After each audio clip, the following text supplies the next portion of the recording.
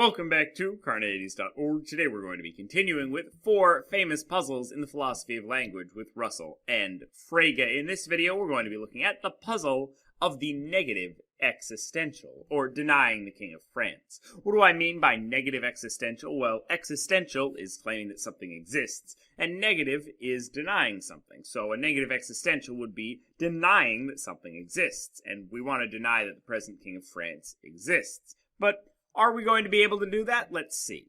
So while talking about the present King of France's hairstyle might seem a little strange, as we did in the last video, surely we want to be able to say that the present King of France does not exist.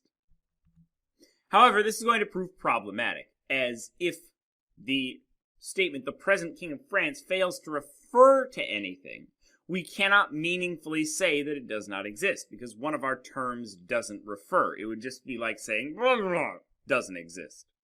But if it does refer to something, then it must exist. So in order for our full statement to be meaningful, then the present King of France has to exist. But if he doesn't exist, then there's no way for our statement to be meaningful, so there's no way for us to deny the present King of France exists. Or in other words, if we say that it's not the case that there exists some x such that x equals k, then it's a clearly false statement, as k equals k is a logical truth that we can pull out of anywhere, and because we've stated k in that proposition, k must exist. And we can refer to k in the statement that claims that it does not exist, then it must exist. And if we can't, then we can't make the statement.